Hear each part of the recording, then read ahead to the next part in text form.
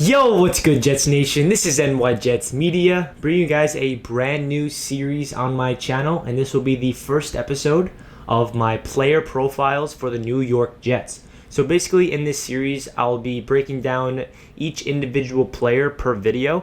I'll be bringing you guys my thoughts on the player, their 2019 stats, my projected 2020 stats, their strengths, their weaknesses. And in this video, as you guys can tell from the title, I will be breaking down rookie Denzel Mims. And I will be posting every day, so make sure you guys hit that subscribe button if you're interested in hearing my opinion on each Jets starter going into the 2020 season. I'm really excited to bring you guys this series. As you guys know, I created a series where I broke down each position group on the Jets. I broke down the running backs, wide receivers, every single position group you can imagine. That is on my channel, and I also gave you guys my thoughts on each coach: defensive coordinator Greg Williams, offensive coordinator Dowell Loggins, head coach Adam Gase, and even Joe Douglas. So now I'll be making individual videos for each player. And to start things off, let's get right into Denzel Mims. So first off, I'll start off with my opinion on Denzel Mims and what I think he's going to be, what I expect from Denzel Mims in his rookie year. I am expecting him to be similar to DK Metcalf's rookie year. I look at DK Metcalf and he fell late in the second round. Shockingly, I thought he was a first-round talent, or early second-round talent, and he fell late in the second round to the Seattle Seahawks, similar to the Jets with Denzel Mims.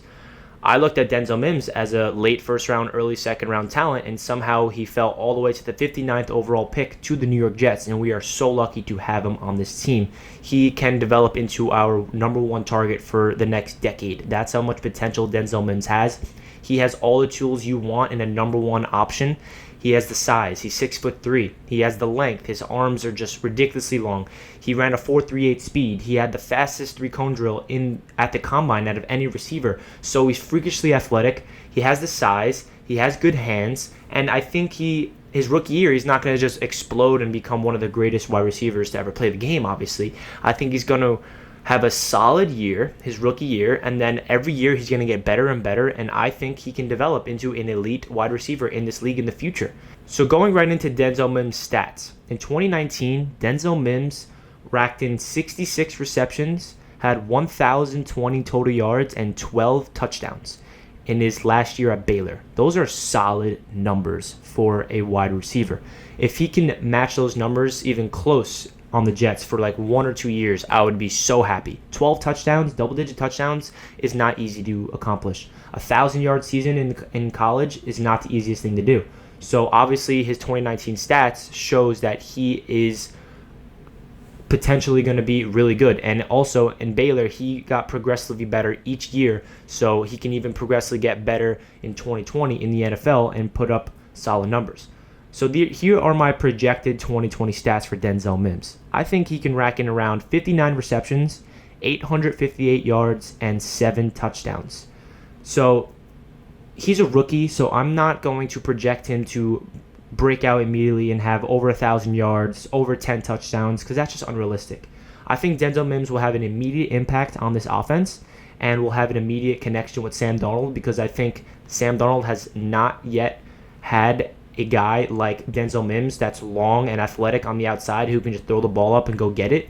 Robbie Anderson has been our number one target for Sam Darnold for the past 2 years, and Robbie Anderson is not that type of guy you can just trust in a fade route and throw it up and let him make a play. Robbie Anderson is a one-dimensional guy that can beat you deep, and I love Robbie Anderson. I hope for the best for him, but he's just not that number one guy. Robbie Anderson is a number two receiver on a great football team, and I do wish the Jets re-signed Robbie so we had Denzel and Robbie, but that's another discussion that I'm not going to get into in this video. So those are my projected stats for Denzel Mims. I think he really has a chance to have an immediate impact in this league. So going into Denzel Mims' strengths and weaknesses.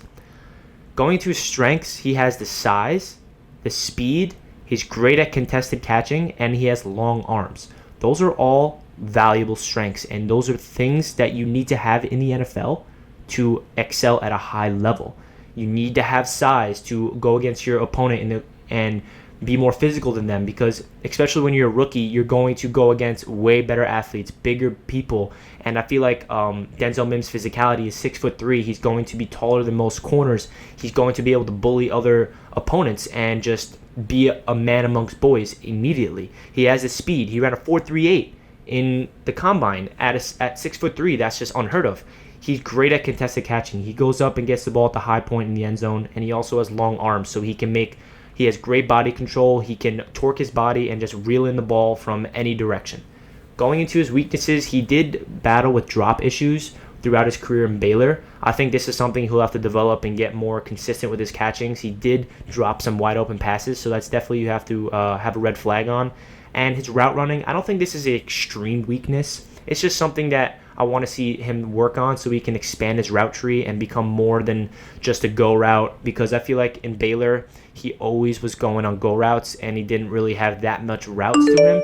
I want to see Adam Gase and the coaching staff really dive deep into Denzel Mims and expand his route running to another level. So I'm just putting that as a weakness because it's not really a huge weakness, but it's not a strength. So that's why I have that as his weakness. So those are the strengths and weaknesses I have for rookie Denzel Mims. Just ending off this video, giving you guys my expectations for Denzel Mims in the future on the New York Jets. I said it already, but I can say it over and over again because I am so shocked that Denzel Mims fell to the second round to the New York Jets. I remember when day 2 started of the NFL draft, and I was looking at Michael Pittman Jr. because I expected him to fall, and I expected guys like T. Higgins and Denzel Mims to be off the board immediately. I did not expect Denzel Mims to fall to 48 where we initially were. And somehow we're at 48, and all Jets fans, come on, Denzel Mims. Joe Douglas trades back 11 spots. I'm start freaking out. I'm sweating. I'm like, Joe Douglas. We had Denzel Mims to take. We had Denzel Mims to draft and become a great wide receiver for this team. Why would you trade that pick? But I don't know. Joe Douglas is a mastermind genius and somehow was able to land Denzel Mims while trading back and acquiring more draft capital. So we still have Denzel Mims with an additional 3 draft picks and Denzel Mims. That's what Joe Douglas does. And if you guys missed my video, I broke down on why I think Joe Douglas has potential to build a dynasty with the New York Jets. That's my previous video, so make sure you check that out. But going back into Denzel Mims, we are so lucky to have him. I remember doing my homework on Denzel leading up to the draft and watching his highlights. And in my mind, I'm like, you know what? Denzel Mims is going to be great on the Vikings or the Eagles because I really looked at him as a first-round pick, and I didn't really think he had a chance to be a Jet because obviously we weren't going to take him at 11, and I didn't think he would fall to 48. So I was wrong.